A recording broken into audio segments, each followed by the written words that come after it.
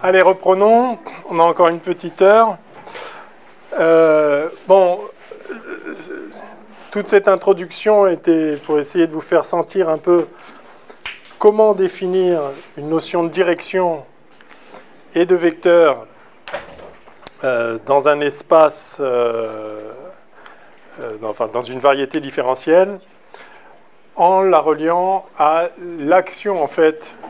Un vecteur va être défini par son action sur les fonctions. Donc, allons-y. Deuxièmement, tout d'abord, très très court, l'espace C infini de M, l'espace vectoriel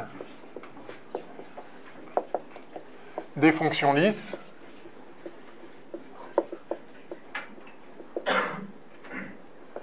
De M dans R.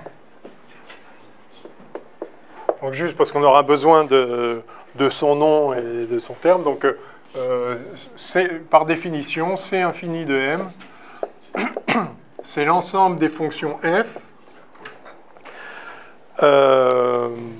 donc de M dans R, tel que f est lisse. Voilà, et comme on a déjà défini ce que ça voulait dire, ça tombe bien. Donc M, R, donc une fonction f, M est une variété avec une variété différentielle. Alors, donc toujours, pour que ça ait un sens, que ce soit lisse, il faut que vous ayez une topologie là-dessus et un atlas, c'est infini compatible. Voilà. Et donc, toujours, en fait, une fonction lisse, c'est une fonction telle que f de f rond x moins 1, soit c'est infini. Hein, donc, on note C infini de M, cet ensemble. Alors, pour l'instant, c'est un ensemble, c'est l'ensemble de toutes les fonctions lisses, très bien. Pour en faire un espace vectoriel, il faut encore définir une addition et une multiplication par un scalaire. Donc, je prétends que ceci est un R espace vectoriel. Alors, pour pouvoir dire ça, donc un espace vectoriel sur R, il faut que je définisse une notion d'addition. Donc, je définis f plus g, donc comme la fonction de m dans R. Donc f est une fonction de m dans R, g est une fonction de m dans R, lisse, toutes les deux. F plus g est la fonction qui, à un point P, attribue f plus g de P, définie comme f de P plus g de P, ce qu'on appelle une addition point par point. Donc la fonction somme, c'est la fonction qui, à chaque point, attribue la somme. Alors la somme dans R, ça c'est le plus de R, parce que f de P est dans R, g de P est dans R, je fais la somme des deux. Là, ça c'est l'addition dans C infini de M. C'est le plus de C infini de M. J'ai une fonction lisse, j'ai une autre fonction lisse, je forme la somme de ces deux fonctions lisses. Je le définis comme ça. C'est extrêmement naturel, bien sûr. Et puis, je définis la multiplication par un scalaire réel en l'occurrence.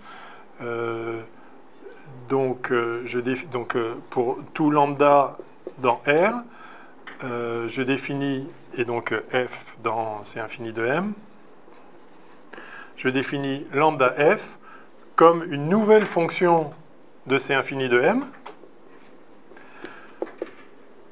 donc qui va de M dans R, qui, à un point P, va associer son image par la fonction lambda f. Donc, lambda f de P, comment je définis lambda f de P? En disant que c'est lambda fois f de P, et ce fois-là, c'est le fois dans R. F de P est dans R, lambda est dans R, je fais le produit de lambda par l'image de la fonction, qui est un réel. Ça, là, il y a un point, la multiplication scalaire, ce point est dans l'espace C infini de M. Donc, le plus ici, ce n'est pas le plus des réels, le fois ici, ce n'est pas le fois des réels, c'est le plus de C infini de M, c'est le fois de C infini de M, mais justement, je l'ai défini de telle sorte que, de cette façon-là. Ouais, d'accord. C'est assez naturel. Donc, et alors ça, on montre, tiens, exercice, je vous laisse le faire, montrer que C infini de M est bien un espace vectoriel sur R, c'est-à-dire qu'il vérifie les axiomes. Hein, vous vous rappelez les axiomes Kani, Hadou, ça vous parle ça? Vous avez déjà vu Kani et Hadou? Pour l'addition, donc ça c'est la commutativité, F plus G, c'est G plus V, ce qui est évident, puisque le plus des réels étant commutatif, le plus de C infini de M l'est aussi. Donc commutativité, associativité, existence d'un élément neutre. Hein, donc là c'est la fonction nulle. Là, si G c'est la fonction nulle, si vous lui ajoutez la valeur, d'accord. I, ça c'est l'existence d'un inverse. Alors d'un inverse pour plus, hein, c'est-à-dire que si vous avez f, vous avez une fonction moins f, telle que f plus moins f, soit la fonction nulle. Oui, bah, moins f c'est la fonction qui à p associe moins f de p. F de p est un réel, moins f de p est bien défini, voilà. Ensuite, et ça, alors ça c'est... c'est quoi ça? Ah oui, ça c'est l'associativité. Ça c'est ce qui mêle les deux. Ça c'est l'associativité pour le scalaire. Donc si vous avez fait lambda fois mu f, fois au sens de C infini de M, lambda fois mu f, c'est lambda mu fois f. À nouveau, c'est évident. Ça, c'est la distributivité, c'est-à dire que vous avez... si vous faites lambda f plus g, ça fait lambda f plus lambda g. Ça, c'est l'autre distributivité. Lambda plus mu f, c'est lambda f plus mu f. Et ça, ah oui, ça, c'est l'unité. C'est si vous faites 1 f, ça fait f. D'accord ? Bon. Vous pouvez le vérifier, exercice, voilà. Genre de petits trucs, quelqu'un me demandait qu'est-ce qu'il peut y avoir dans le partiel, etc. Ça peut être des petites choses très simples comme ça, juste pour vous... Enfin, pour que je vois si vous avez compris les notions évidentes. En l'occurrence, bon là c'est complètement trivial, mais c'est important par contre de comprendre que C infini de M en tant qu'ensemble des fonctions lisses, en lui-même, ce n'est pas un espace vectoriel, c'est un ensemble de fonctions. Pour en faire un espace vectoriel, il faut définir une notion d'addition et une notion de multiplication par un scalaire. Si on les définit comme ça, à l'évidence, mais vérifiez-le quand même, à l'évidence, c'est bien un espace vectoriel, c'est-à-dire que vous pouvez maintenant faire des combinaisons linéaires de voilà, alpha f plus bêta g, où f et g sont deux fonctions lisses et alpha et bêta sont des réels. Voilà, bon, donc ça, c'est l'ensemble des fonctions lisses, et encore une fois, elles sont définies par le fait que ça, c'est C infini, et c'est bien défini parce qu'on a un atlas C infini compatible. Donc si j'avais pris une autre carte ici, Y, j'aurais obtenu f rond Y-1, qui est bien C infini, parce que f rond Y-1, c'est f rond Y-1 rond... qu'est-ce que je fais? Non, pardon. C'est f, oui, c'est f rond x-1, rond x, rond y-1. Voilà, c'est ça. Et donc, ça et ça sont compatibles, sont C infini l'une et l'autre, parce que ça, c'est C infini. Bref, ok. Donc ça, c'est la construction d'avant.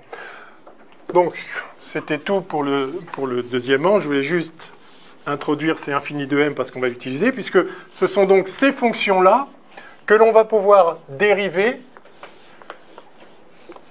Alors, disons, via l'intermédiaire d'une courbe, le long d'une courbe. Donc, deuxièmement, je laisse comme ça. Et troisièmement, allons-y tout de suite, vitesse d'une courbe en un point.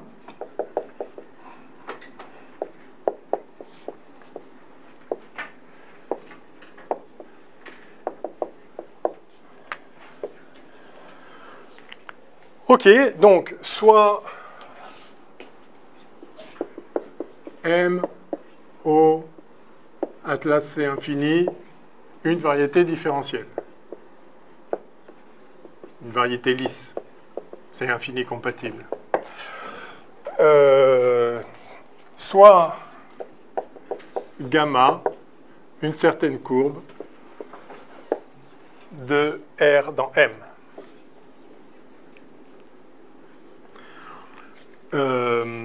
Tel que gamma lambda 0 égale P. C'est-à-dire, c'est une courbe qui passe par le point P. D'accord? Et elle passe par le point P au paramètre lambda 0. Eh bien, par définition,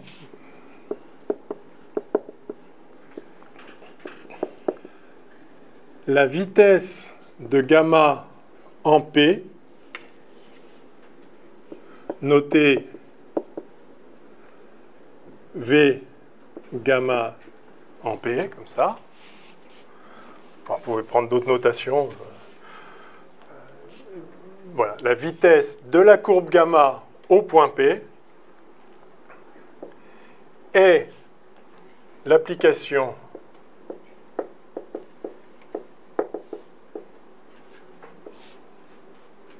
de C infini de M dans R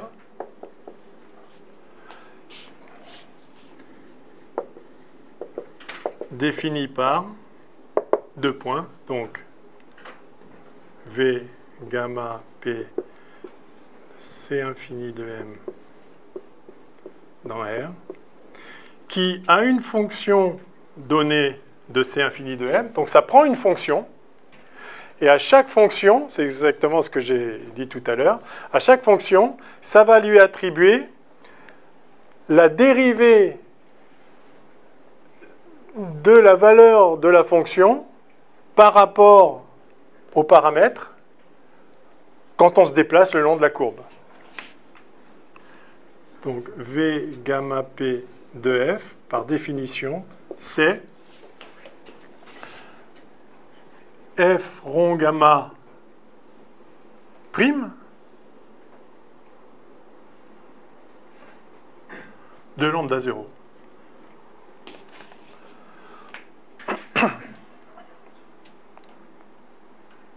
C'est aussi simple que ça.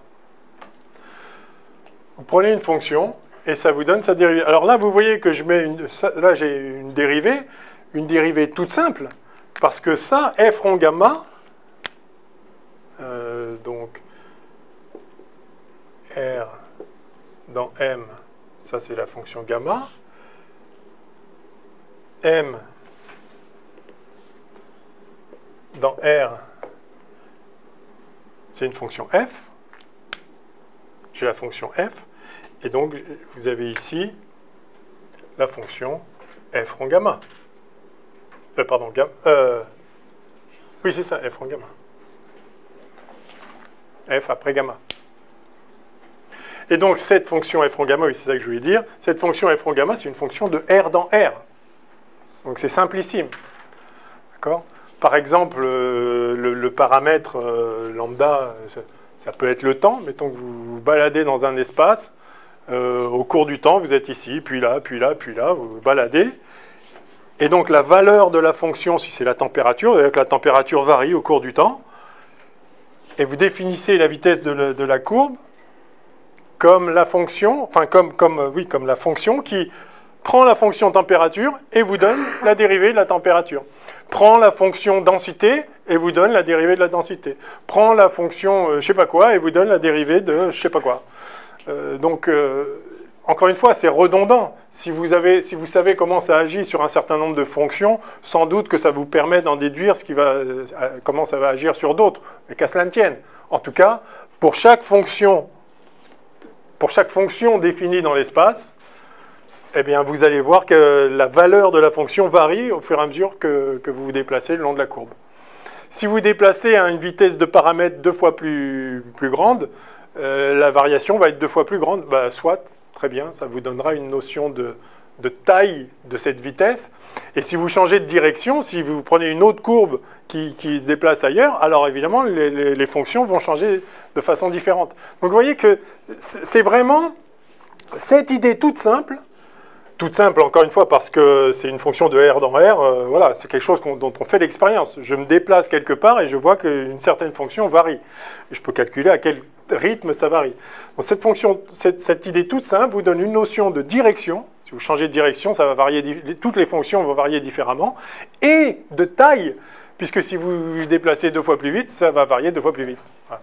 Donc, il y a un taux, c'est le taux de variation de la fonction f lorsqu'on se déplace le long de la courbe gamma au rythme du paramètre. Donc en fait, ce que vous voyez, c'est que là, cette vitesse-là, c'est ce qu'on appelle la vitesse là, ici. En fait, ça, je peux l'écrire en termes habituels, c'est d de f rond gamma sur d lambda. Enfin, si on l'écrivait de façon... Enfin, oui, enfin... En lambda 0, quoi. D'accord ? Vous voyez cette définition ? Ceux qui la voient pour la première fois. Donc, j'ai une fonction de R dans R. Enfin, la vitesse prend une fonction et donne sa dérivée.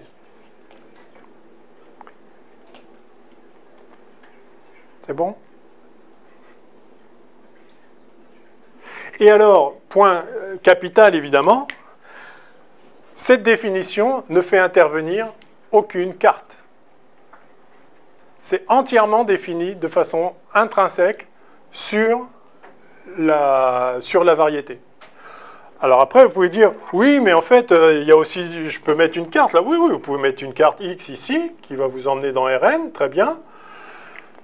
Et à ce moment-là, oui, bon, très bien, vous avez... vous pouvez écrire aussi... Vous pouvez écrire X rond gamma. Ça va être la donc de R dans Rn. Ça va être la représentation de la courbe dans une carte.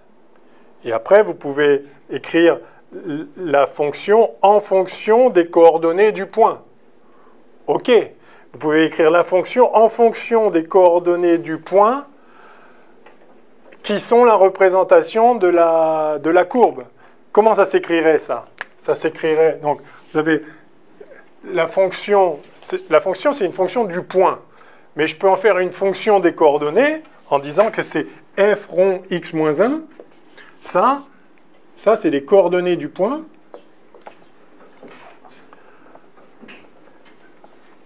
Et d'ailleurs, voilà les coordonnées du point gamma. Voilà. C'est ça aussi. Si vous voulez la représenter dans une carte, vous allez dire que ça, c'est les coordonnées du point de la courbe, par exemple de lambda, au paramètre lambda.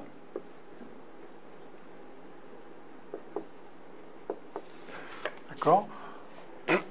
Et où mon dessin ? Il est là. Donc, un certain paramètre, vous êtes là, puis là, puis là, puis là, puis là. Vous pouvez représenter, vous pouvez avoir ici un x1 de lambda, x2 de lambda, x3 de lambda, xn de lambda. Donc ça, c'est x de lambda. Enfin, pardon. C'est x1, excusez-moi, c'est x1 de p de lambda. Donc en fait, vous avez x de p de lambda. En chaque valeur du paramètre, vous êtes quelque part, à un certain point, p de lambda. Ça, c'est la courbe. Et puis la courbe, vous pouvez la représenter dans une carte, x de ce point-là. Donc x de p de lambda. Et p de lambda, en fait, c'est gamma de lambda. C'est la courbe. C'est le point p que vous avez atteint en gamma. Donc voilà les coordonnées du point. Au fil du temps, enfin au fil du paramètre, au fil de lambda. Et puis, ensuite, vous pouvez exprimer la fonction en fonction des coordonnées. Mais en fait, c'est une fonction du point. Donc là, c'est les coordonnées. Vous ramenez les coordonnées dans pour amener les coordonnées dans la variété, et ensuite il y a une fonction sur la variété. Donc vous voyez que habituellement vous feriez comme ça, vous direz le point au cours du temps il est à tel endroit, et le tel endroit vous le donneriez par ses coordonnées. Mais simplement vous pourriez prendre un autre système de coordonnées, et c'est pas que le point il est ailleurs, c'est que du coup les coordonnées du point sont différentes, mais c'est le même point. La vraie chose, c'est vraiment f rond gamma, c'est ça la vraie chose. Que vous le traduisiez dans une carte en introduisant ici l'identité toute bête x-1 rond x, libre à vous. Mais vous pourriez aussi mettre un y-1 rond y. Vous pouvez représenter tout ça dans une autre carte. Le point clé, c'est qu'il y a une fonction de R dans R qui prend un paramètre, donne le point de la courbe correspondant à ce paramètre et donne la valeur de la fonction au point où vous êtes.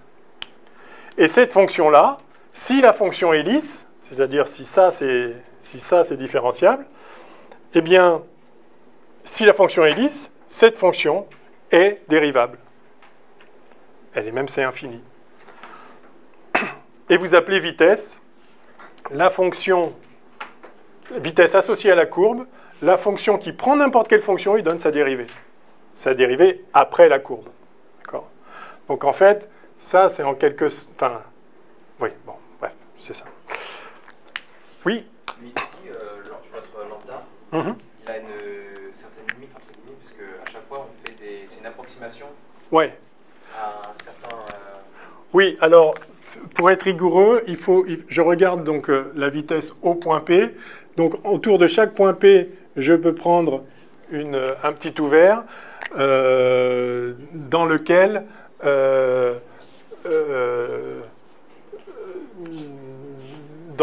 je peux faire une carte, si je veux passer par la carte. Mais encore une fois, la définition telle que je l'ai donnée se moque totalement de l'existence même d'une carte.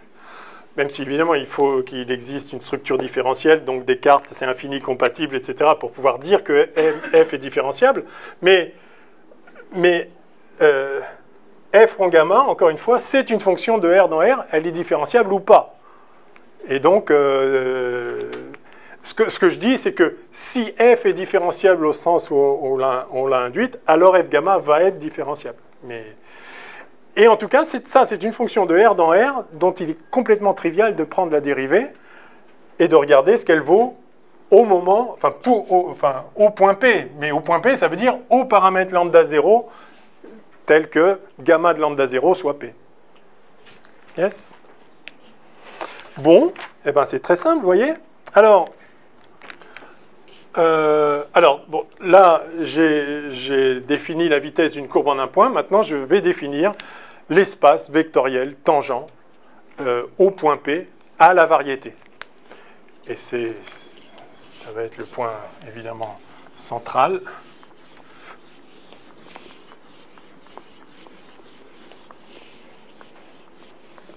Allez, je fasse tout. Donc, quatrièmement,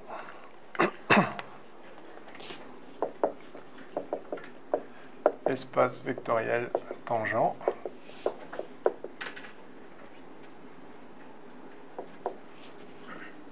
à la variété au point P.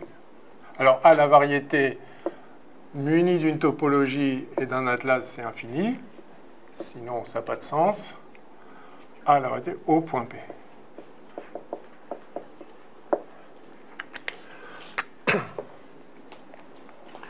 Alors, cet espace vectoriel, c'est déjà un ensemble. Puis après, on va mettre une structure d'espace vectoriel dessus. Enfin, on va voir qu'il en a une naturellement, bien sûr. Donc, en tant qu'ensemble, alors cet espace se note TPM. Ça, c'est une notation tout à fait formalisée. C'est l'espace vectoriel, enfin, pour l'instant, c'est l'espace tangent. L'espace tangent au point P à la variété M. Donc, c'est bien en un point. Encore une fois, on définit des vecteurs en un point. Ça n'a aucun sens de dire autre chose. Donc, alors, par définition, cet ensemble, c'est l'ensemble des V gamma P pour pour n'importe quelle courbe, enfin c'est l'ensemble des vitesses de toutes les courbes de R dans M, tel que il existe lambda 0, tel que gamma de lambda 0 égale P. Donc évidemment, il faut que les courbes passent par le point P, sinon je ne peux pas définir la vitesse de la courbe au point P si elle n'y passe pas.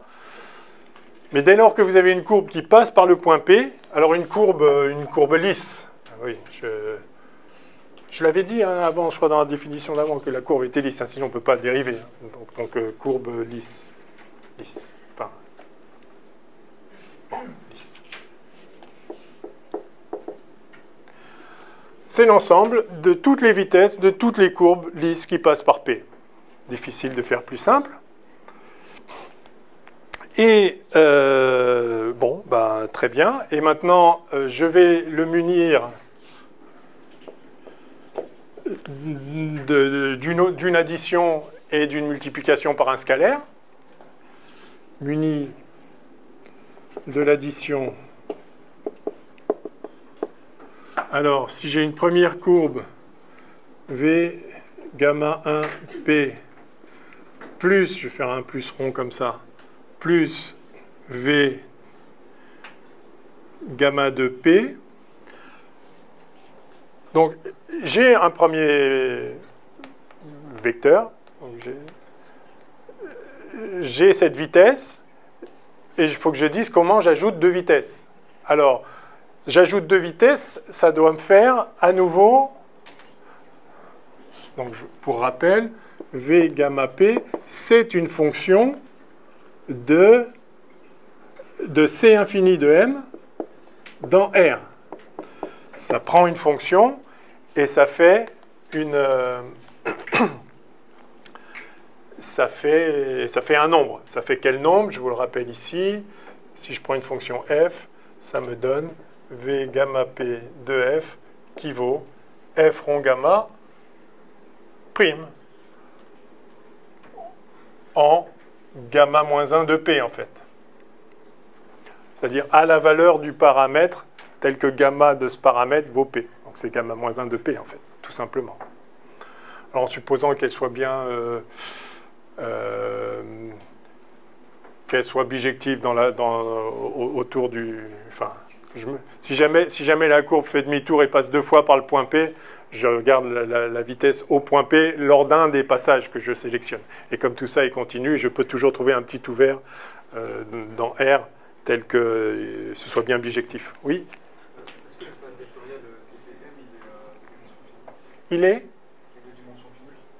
Oui, alors on va montrer qu'il est de dimension finie et qu'il est même de dimension n. C'est-à-dire que c'est vraiment le plan tangent, quoi, si vous voulez. C'est vraiment l'espace des vecteurs tangents. Il a la même dimension que la variété. On va le montrer là. Oui, oui. Mais pour l'instant, c'est même pas encore un espace vectoriel.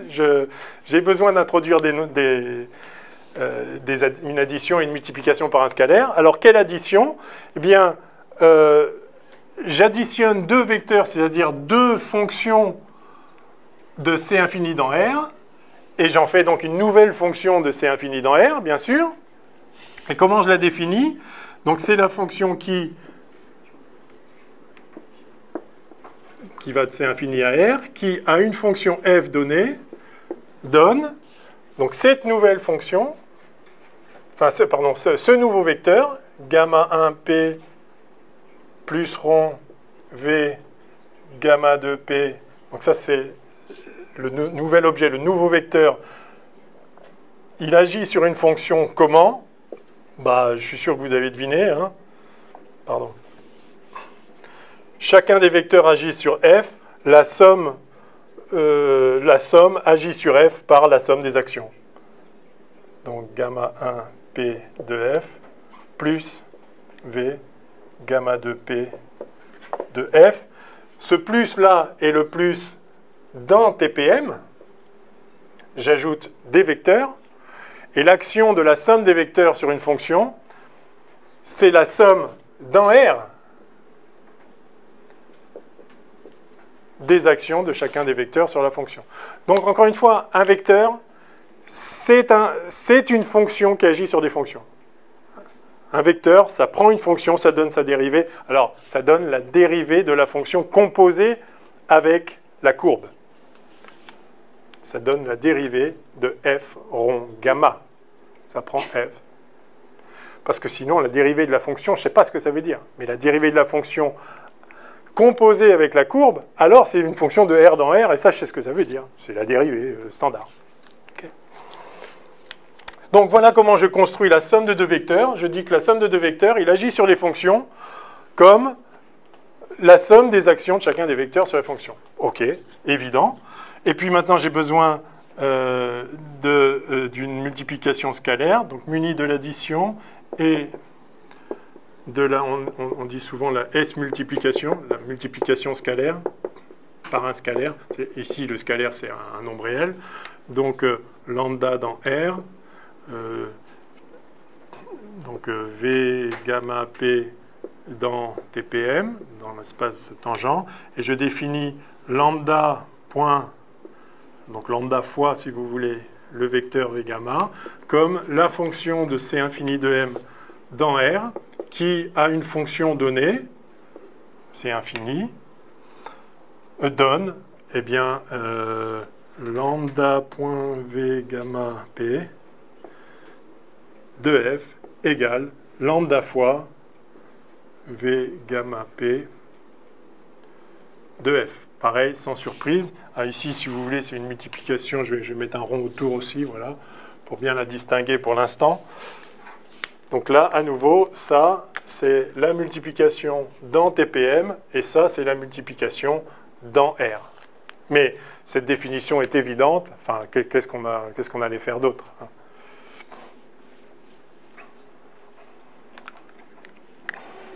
Alors, de même que tout à l'heure, quand j'ai montré que, enfin, j'ai montré un peu rapidement, oralement, que C infini de M était un espace vectoriel réel, en montrant que ça vérifiait les axiomes Kani et Hadou simplement parce que ça héritait les propriétés d'espace vectoriel du plus et du fois définies point à point pour les fonctions des propriétés d'espace vectoriel du plus et du fois réel, puisqu'en fait, juste, vous voyez, ça ne fait que traduire ces propriétés, enfin, ça ne fait que traduire l'addition dans les réels et l'addition et la multiplication dans R dans l'espace en question. Donc, tout à l'heure, je vous ai montré que c'était bien un espace vectoriel, ça conservait la structure. De la même façon ici, vérifiez-le, mais ça conserve toute la structure de l'espace vectoriel R qui est transféré ici. Donc ceci est bien un espace vectoriel. Il y a quand même une chose absolument capitale à montrer, c'est que, ok, ça définit bien un nouveau vecteur, défini comme ça. Ça définit bien un nouveau vecteur, défini comme ça. Ces vecteurs vérifient les... c'est bien distributif, associatif, etc. parce que c'est le cas dans R. Donc c'est juste défini, c'est calqué. Donc, par contre, il y a une chose capitale, c'est qu'il faut encore montrer que quand je fais la somme de deux vecteurs comme ça, j'obtiens bien un vecteur. C'est-à-dire, j'obtiens bien un élément de cet ensemble-là. Là, je vois que j'obtiens évidemment une nouvelle fonction qui agit sur C infini de M dans R. Oui, mais est-ce que cette fonction, elle peut être écrite comme la vitesse d'une certaine courbe? Vous voyez que ce n'est pas évident. Ça, c'est, existe-t-il une certaine courbe sigma, telle que V gamma 1 de P plus rond V gamma 2 de P, défini comme ça, c'est en fait V de sigma au point P.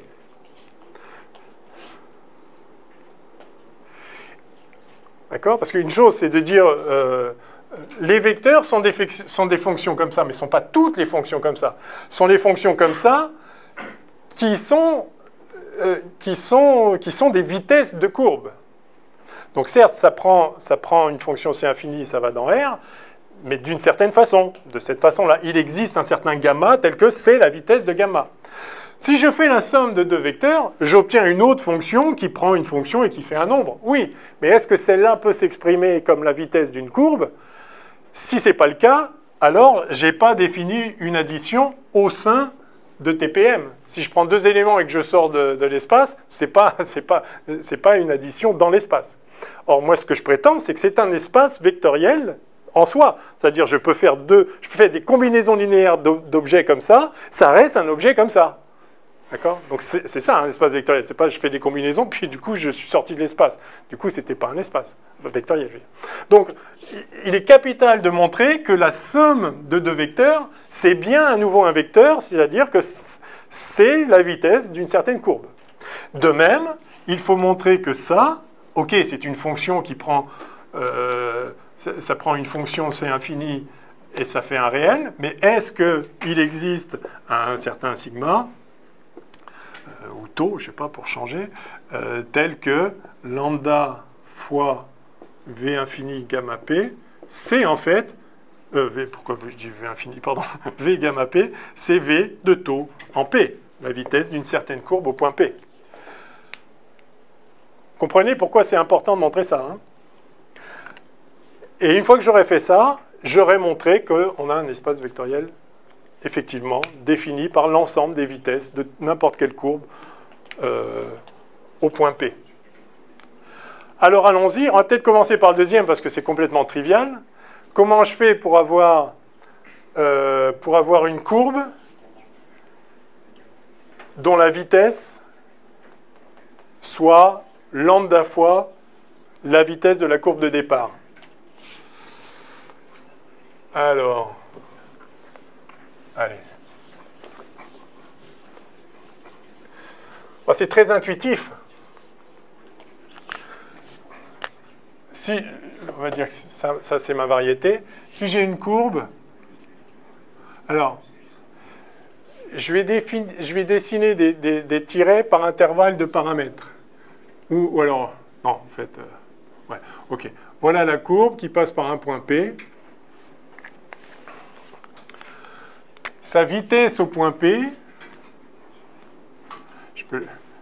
je vais la représenter comme ça, je mets des guillemets.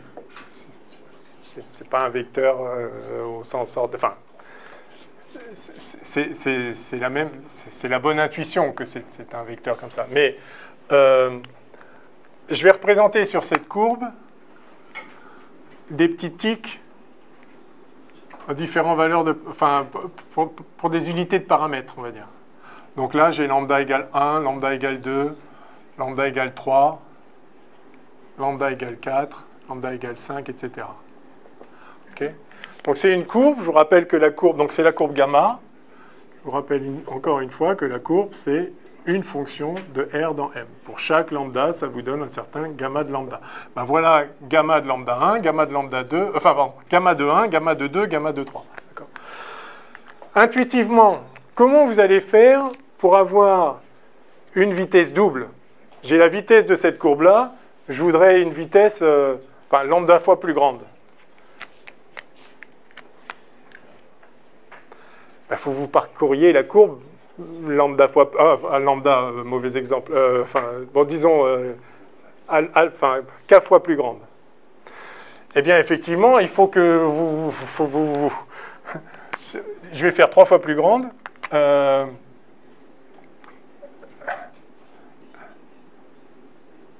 bien, par exemple, j'ai lambda 1. Enfin, j'ai lambda prime égale 1, lambda prime égale 2, lambda prime égale 3, lambda prime égale 4. D'accord? Vous y allez juste... enfin, en un intervalle de lambda prime, vous faites 3 intervalles de lambda et l'affaire est réglée. Oui? Et pourquoi c'est pas l'inverse plutôt? Parce que j'imagine que si on veut parcourir plus vite... Ah non, vous faites la même distance en moins de temps. D'accord? Ouais. Sauf que c'est pas des distances ici. Non, mais vous parcourez... Mais c'est une très bonne question parce que, en fait, bien sûr, c'est pas une distance. Mais la façon dont vous définissez des vitesses, c'est que vous regardez comment varie la valeur d'une fonction f entre ici et là. Donc là, vous avez la valeur de f ici moins la valeur de f là. Ça va être, si f varie, je sais pas, ça va être plus grand, enfin, voilà, si là il y a un incrément de f, un autre incrément, là vous aurez l'incrément triple pendant la même unité de paramètres. Donc la vitesse de la courbe sera 3 fois plus grande. Alors évidemment, vous me direz f peut monter, descendre, mais localement, le taux de variation de la fonction est directement lié à... vous pouvez dire de combien la fonction a varié par unité de paramètres. Et donc vous voyez pourquoi le vecteur, c'est vraiment... c'est la bonne notion, quoi. C'est la façon dont la fonction varie combinée à gamma. Donc ça, c'est une fonction du point. Mais le point P, c'est gamma de lambda, et la fonction... Donc c'est toute cette fonction qui est une fonction du paramètre qui donne une valeur. C'est ça la bonne notion, en fait, de vecteur. Donc vous voyez comment... le vecteur est lié à la dérivée de la fonction, mais la fonction est définie sur l'espace, et ça, vous ne savez pas le dériver. Mais si vous avez une courbe, alors à ce moment-là, vous avez une vraie bonne notion qui est justement la vitesse de la courbe appliquée à f. OK, donc vérifions-le quand même, mais l'intuition est claire. Si je fais un changement de paramètre de lambda vers...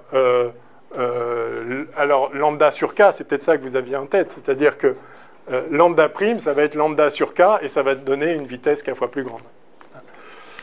Donc, montrons-le. Donc, je veux une courbe taux ici. Donc, j'ai une courbe gamma de R dans M qui, à lambda, donne gamma de lambda. Très bien. Et je fabrique la courbe taux de R dans M qui, à lambda, donne gamma, donc donne taux de lambda, mais qui est égal à gamma de lambda sur k, où k est un nombre réel. Okay. Eh bien, calculons V gamma P, pardon, V taux P, la vitesse de la nouvelle courbe. C'est quelque chose qui agit sur les fonctions pour faire un nombre. Comment? De la façon suivante. V taux P appliqué à f, c'est par définition f rond taux prime de taux moins 1 de P. Du lambda, d'accord.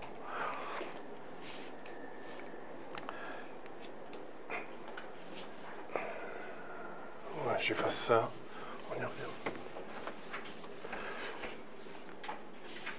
Et f rond taux, oui, donc ça, si vous voulez, c'est donc c'est d de f rond taux sur d lambda au lambda de p, quoi.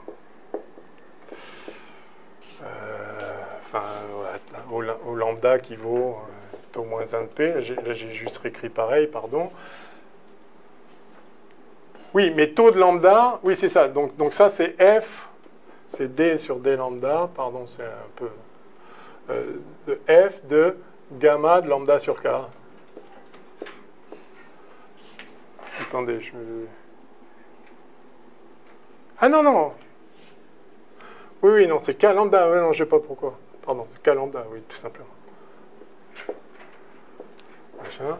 Et donc ça, c'est juste, si vous dérivez par rapport à lambda, il y a un k qui sort, quoi. C'est le dérivé de la fonction composée. Enfin bref, c'est k fois d sur d lambda de f rond gamma. Là, c'est toujours au point P, enfin au paramètre qui correspond à P. Et donc, c'est bien k fois l'action. Ça, c'était l'action de la courbe gamma, enfin, de la vitesse de la courbe gamma sur f. Et ceci est vrai quel que soit f. Donc, quel que soit f, on a v taux gamma de f qui vaut k v taux gamma de f. Donc, en tant que fonction v taux p, agissant sur n'importe quelle fonction, eh bien, k fois v gamma p. Donc, vous voyez, on a construit, mais très intuitivement, une vitesse qui est k fois plus grande que la vitesse de départ.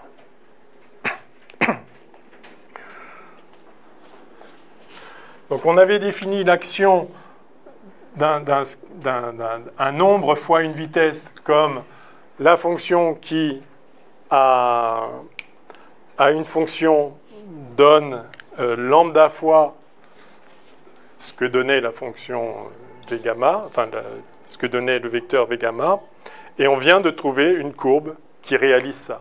Donc lambda.v gamma p est pas seulement bien définie en tant que fonction agissant sur les fonctions C infini, c'est une fonction qui appartient à TPM puisqu'il existe une courbe dont c'est la vitesse.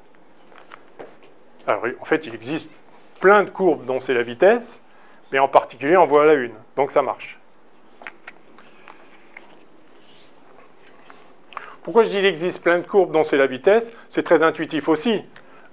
Si vous avez, au lieu de la courbe noire, vous prenez la courbe bleue qui fait comme ça, par exemple, pour peu que ici, la vitesse de paramètre soit la même, bah, ça va être le même vecteur.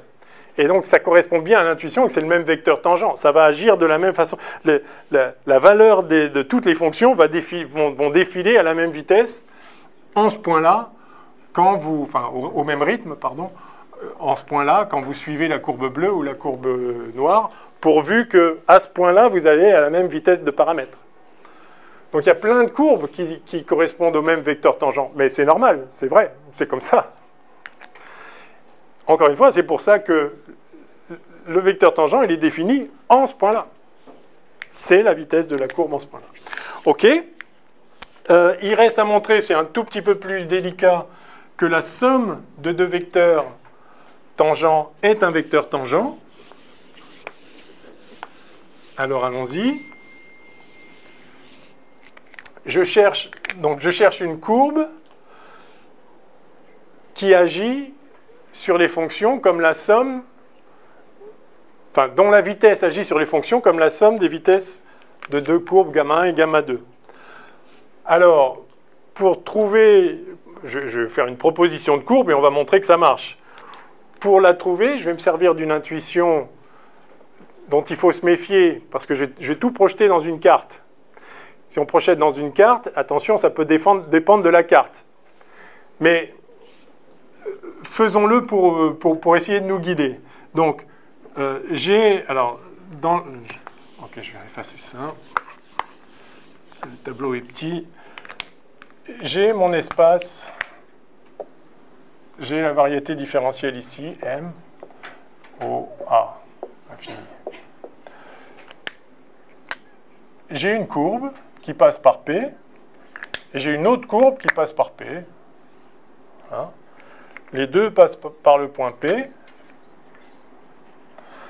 La première a une certaine vitesse, alors intuitivement, je peux faire un petit vecteur comme ça, et celle-là, peut-être un petit vecteur comme ça, enfin un petit ou un grand d'ailleurs, peu importe. C'est pas bien de dessiner des vecteurs comme ça n'a pas de sens, mais c'est la représentation, c'est l'analogie avec les vecteurs dans le plan tangent des vecteurs en un point.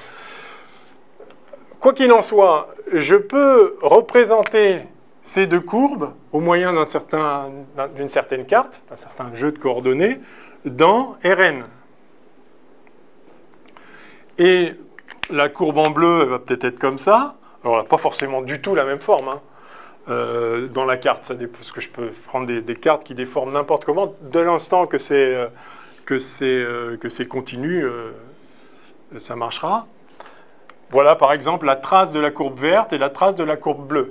Ce qui est sûr, c'est qu'elles se croisent, puisque, évidemment, toutes les deux passent par P, donc toutes les deux passent par l'image de P dans la carte. Ça, c'est sûr. Donc ça, c'est X de P, ça. Alors, je ne peux pas additionner des courbes dans l'espace.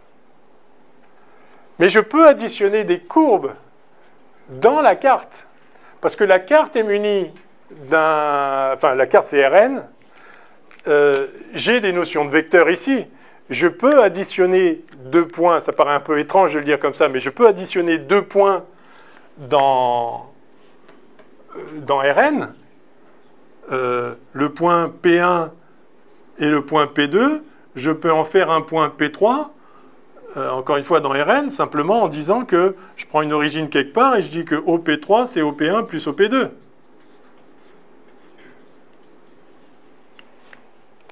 D'accord? Là, j'ai des vecteurs d'espace. Là, je fais ce que je veux dans Rn. Alors, il faudra se méfier. Parce que du coup, ça dépend de la carte.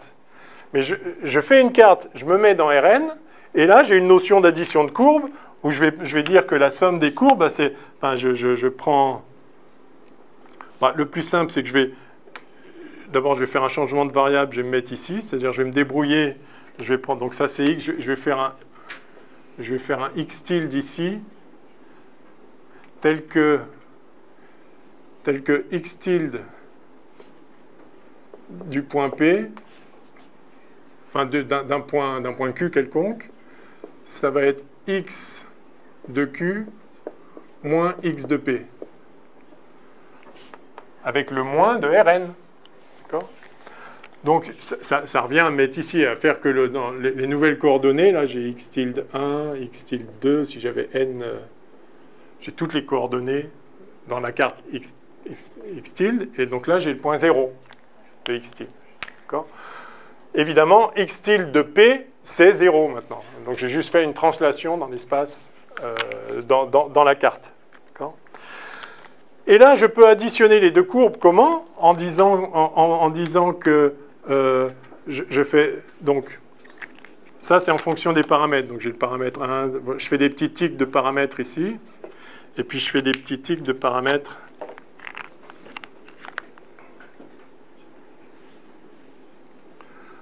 là. Et puis je vais ajouter, je vais faire la courbe qui va, je fais par exemple à ce paramètre là, j'ai ça plus ça, ça me fait ça. Après au paramètre suivant, j'ai ça, ce vecteur plus celui-là, ça me fait celui-là. Bref, je vais faire une somme de ces courbes-là qui va me faire un machin comme ça. Ça va me faire une certaine courbe qui va être la courbe somme dans la carte. Alors, comment je l'écris formellement, ça? Parce qu'après, ce que je vais faire, c'est que je vais prendre celle-là, je vais la mettre là, et puis je vais regarder si ça va former une certaine courbe. C'est-à-dire, j'additionne les courbes là dans la carte, j'obtiens une courbe, je prends le x-1 ou x tilde moins 1, je la mets là, et je vais avoir une courbe là-dedans maintenant. C'est-à-dire l'image réciproque de ça là-dessus. Je vais avoir une certaine courbe qui va faire peut-être ça. Et je vais tenter de voir si par hasard, le vecteur tangent à cette courbe-là, ça ne donnerait pas exactement l'action que je cherche, c'est-à-dire la somme des actions de ce vecteur et de celui-là. Non, c'est vous qui aviez une question? Non? Ah non, j'ai cru, pardon. OK, donc allons-y.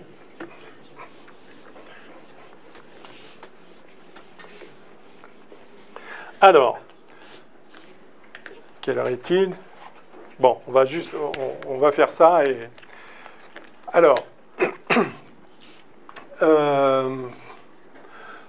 tout d'abord, j'ai la courbe gamma 1, ça va être la bleue, gamma 1, qui passe par le point P, évidemment, parce que j'ai sa vitesse en point P.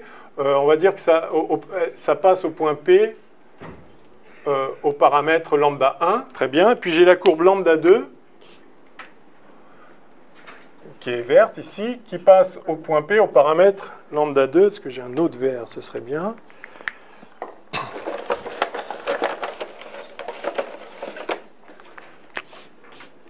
Un autre paramètre, voilà. OK. Très bien. Et alors, je vais fabriquer la courbe sigma, oui, sigma, j'avais appelé, sigma de M dans, de R dans M, c'est une courbe,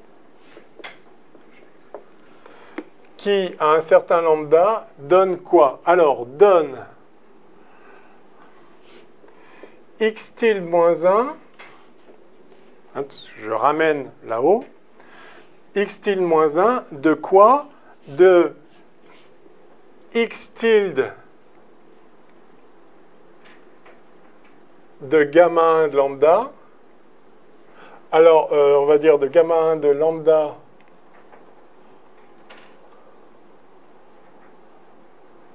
oui, de lambda 1 plus lambda, puisque gamma 1 passe par P en lambda 1. Si je fais ça, sigma, tant qu'à faire, je me débrouille pour que sigma passe par P quand lambda vaut 0. Après, je peux faire une translation dans les lambdas, mais oui. C'est pas possible de juste sommer les deux V, les gamma 1V et les gamma 2V, et après on factorise la composition. Parce qu'on aura un F rond gamma 1 plus un F rond gamma 2. Si je vous comprends bien, vous dites, on a ça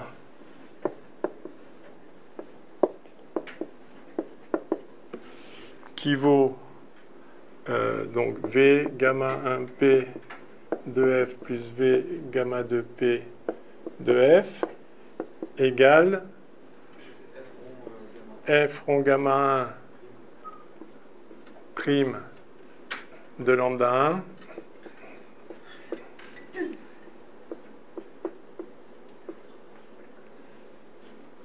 oui, et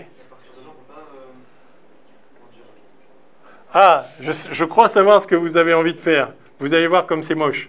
Vous avez envie de faire ça?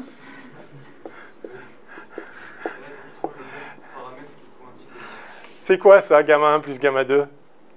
Vous êtes en train d'additionner des points. Gamma 1 de lambda, admettons même que ce soit le même. Gamma 1 de lambda, c'est un certain point P1.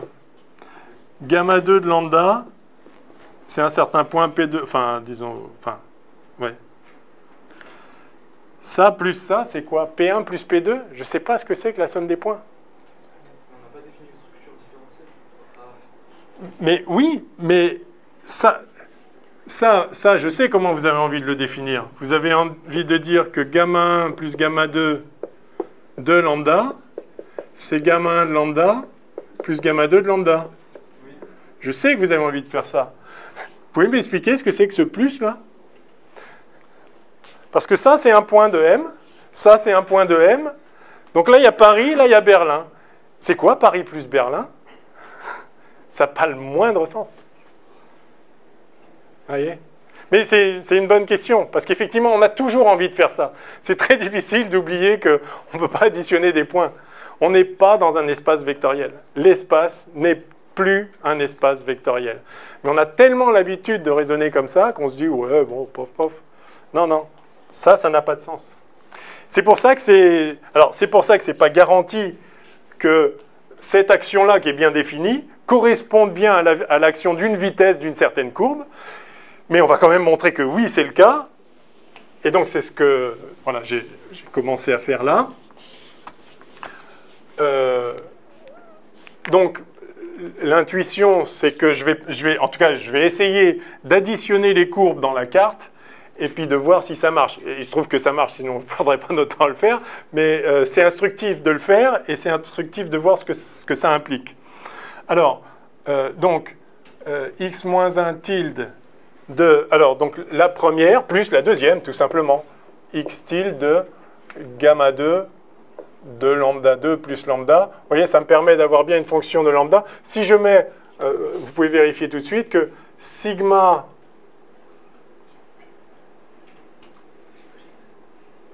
Sigma de 0, c'est... Alors, pour lambda égale 0, ça c'est gamma 1 de lambda 1. Gamma 1 de lambda 1, c'est P. Donc ça fait x, je fais explicitement x tilde moins 1 de x tilde de P plus x tilde de P. Alors là, vous allez me dire, mais vous additionnez 2 points. Non, mais c'est 2 points dans R, là. Je suis dans la carte. Là, je peux le faire. Alors, il se trouve qu'en plus, j'ai pris x tilde pour que ce soit simple, pour que ça, ce soit 0. Donc, 0 plus 0, c'est 0. enfin 0 de Rn, le vecteur nul si vous voulez, je me suis mis à l'origine exprès, et maintenant je fais x moins 1 de ce point-là, et par définition, x moins 1 de ce point-là, c'est bien P, donc ça c'est P. Donc j'ai construit, en tout cas là j'ai construit une courbe, donc une application de R dans la variété, qui en 0 passe par P. Donc c'est une courbe qui passe par P, c'est déjà un candidat, en tout cas elle a une vitesse en P. Elle est évidemment, c'est infini aussi, puisque j'ai fait juste la somme de trucs, c'est infini. Donc j'ai une courbe qui passe par P. La question maintenant, c'est quelle est sa vitesse? Ben, j'ai juste à la calculer. Oh, j'aurais peut-être dû laisser ça, pardon. Quelle est la vitesse de sigma au point P? Ben, je la caractérise par son action sur des fonctions. Je prends une fonction f. Par définition, ça va être f rond sigma prime. En 0 en l'occurrence, puisqu'elle passe par le point P au paramètre 0. Pour que ce soit très explicite, je vais écrire en lambda égale 0. Voilà. OK. Eh bien, allons-y. C'est donc sigma, c'est ça. Donc c'est f rond, puisque c'est f rond tout ça. Donc f rond x moins 1 rond x tilde, importe, rond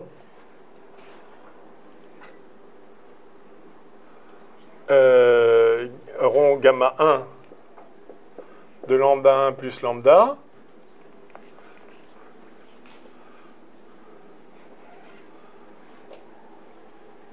Et vous voyez, là, je peux le faire maintenant, ce que vous vouliez faire. Parce que maintenant, je me suis mis dans la carte.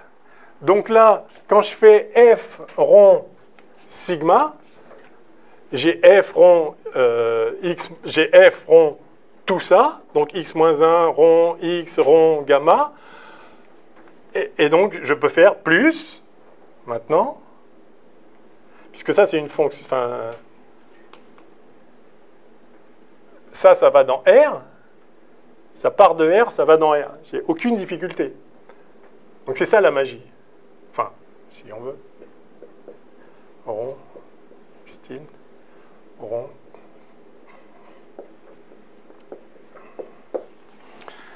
Je commence à voir le temps qui défile. Je vois qu'on est un tout petit peu en retard. Ça me brouille l'esprit. Alors, ok, j'ai ça.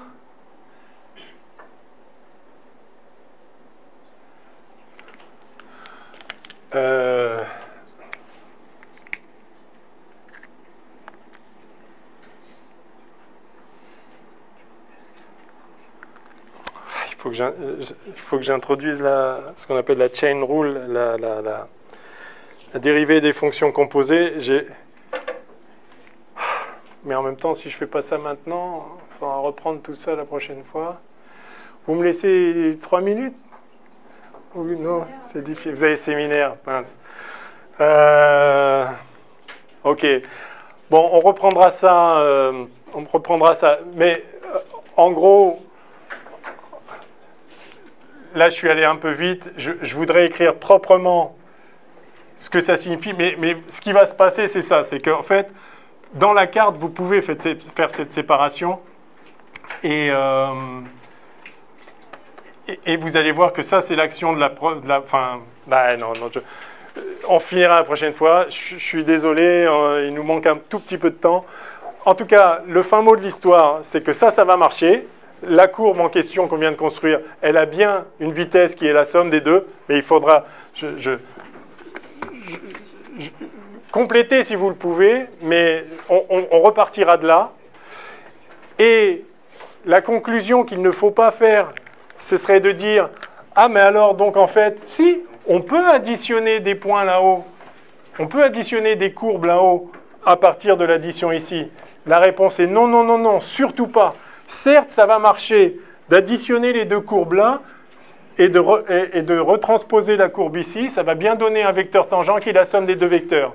Mais si j'avais pris une autre carte, ici, Y, qui me donne pour la courbe bleue ce machin-là, pour la courbe verte, celui-là, why not? Du coup, ça m'aurait donné une autre addition des courbes là-dedans, qui aurait été ça, why not? Et si je la retranspose là, ça va être une autre courbe ici. Donc je ne peux pas additionner les courbes. Ça va être une autre courbe, mais sa tangente ici sera la même. Et donc on peut additionner des vecteurs en un point. Ça ne veut pas dire qu'on peut additionner les courbes. Ça va être ça la clé. Mais donc il nous reste à montrer que la vitesse de sigma, c'est bien la somme des deux vitesses. Et ce qui est le cas. Oui. Pour la multiplication par un scalaire, c'est la même chose. On n'a pas le droit de rentrer le lambda à l'intérieur et de le coller devant la courbe gamma. Et on dit voilà, j'ai trouvé une nouvelle courbe qui est gamma. Non. C'est pour ça que je suis passé par les paramètres. Vous êtes obligé.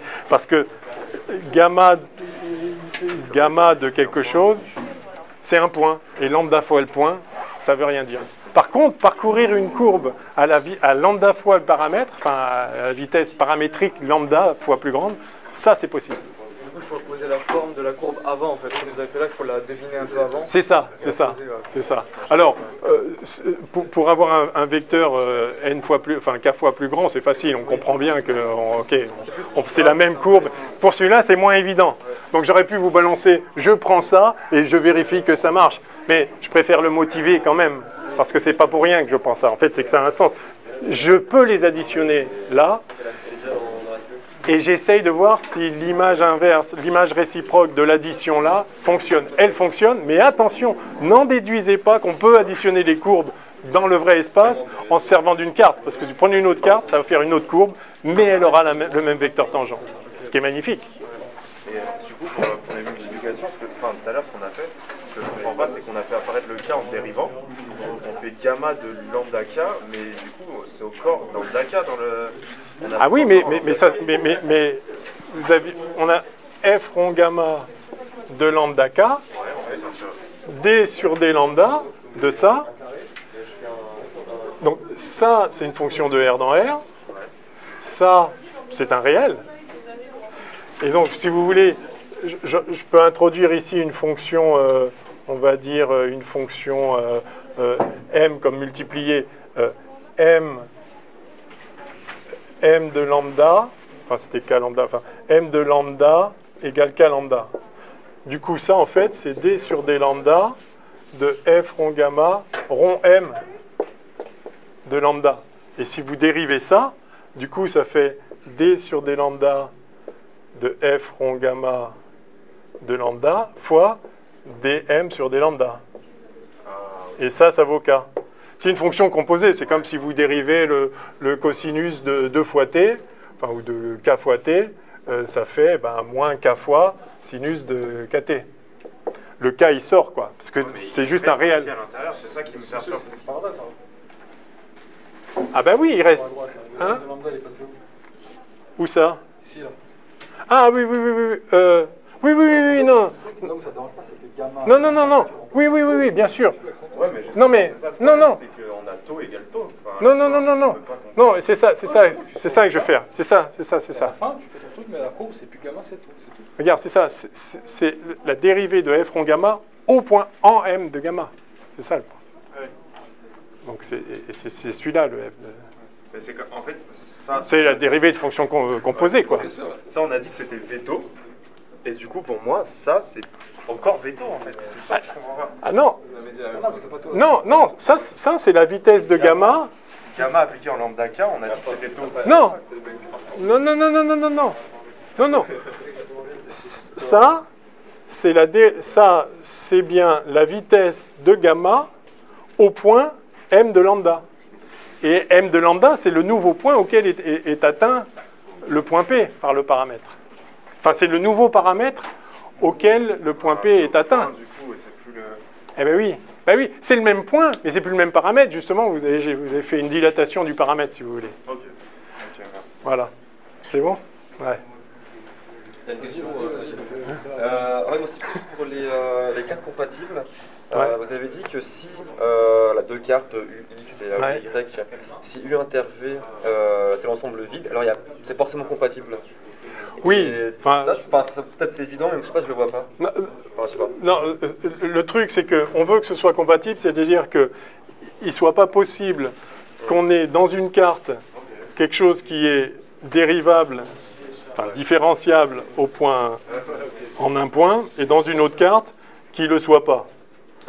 Si les deux cartes n'ont pas le recouvrement, il n'y a aucune chance, que, en un point, que dans une carte, on voit une ligne brisée, si vous voulez, et dans l'autre carte, on voit une ligne lisse en ce point-là. Parce qu'elles si elles ne couvrent pas... Oui, elles n'ont pas de point en commun, donc elles ne risquent pas d'être en désaccord. C'est juste ça. Enfin, c'est trivial. Hein. Ok. Et alors, du coup, autre petite question. C'était par rapport, du coup, au... que je ne me perde pas. Voilà, aux fonctions lisses. Ouais.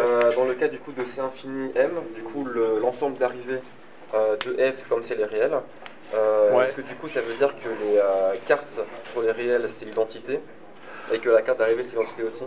Alors, vous pouvez imaginer tout un tas de cartes,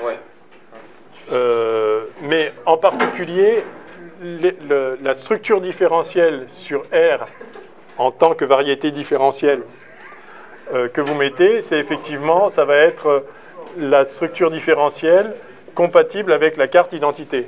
Okay. Donc c'est l'ensemble des cartes compatibles avec la carte identité, c'est-à-dire l'ensemble des cartes différenciables, enfin, telles que l'identité auront elles-mêmes soit différenciables. Donc, oui. Et sur R, de toute façon, il n'y a qu'une structure différentielle. Alors,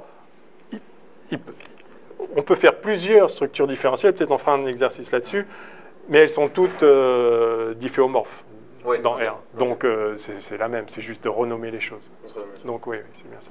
Ok, d'accord, bah voilà, c'est tout pour moi. Juste une question sur si ça vous dérange pas. Ouais. Parce qu'à la fin, ici, quand vous avez commencé à écrire la réponse, vous avez effacé, vous séparez le gamma 1 et le gamma 2. Ouais. Mais il n'y a pas de raison, c'est pas linéaire ça en gamma 1. Non, mais là c'est... Ah oui, le x-1. Oui, c'est pour ça qu'on ne peut pas faire ça. C'est pour ça que j'ai effacé. J'ai essayé d'anticiper. Il va falloir... Si vous voulez... Même si on a une chain rule ici, c'est des fonctions qui vont justement dans la variété. Oui. Donc c'est problématique. Oui, mais en fait, ce qu'on va faire, c'est qu'on va écrire donc f rond x-1 rond x rond gamma 1 x rond, voilà.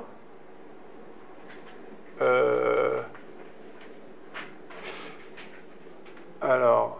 Sauf que là, il faudrait mettre des parenthèses ici, quoi. Voilà, c'est ça. Et on va faire une chain rule comme ça. Là, il manque lui, là, il manque lui. Là, il y a un plus, c'est ça, mais d'accord. Oui. D'accord, ok. Voilà, c'est ça. Oui. Ok. Donc c'est exactement ça. Et il m'a manqué un peu de temps, donc. X-1, c'était quoi? X-1 par 2R. Non, ok, c'est bon. Voilà. Donc ce qu'on va faire, c'est ça. Là, on fait une chain rule ici. Donc on va dire que c'est la dérivée de la IM. Enfin, vous le voyez. Ça, c'est un chemin dans la variété, et puis ça. Voilà. C'est de R dans R. Ok, non, ça marche. Et une fois qu'on a appliqué la chain rule, là, on a bien des nombres réels. On peut faire la somme et on fait la chain rule inverse et on montre que ça marche. Ça, j'en ai pour 2 minutes, mais bon. Voilà, on le fera la prochaine fois. Merci. De rien. Au revoir.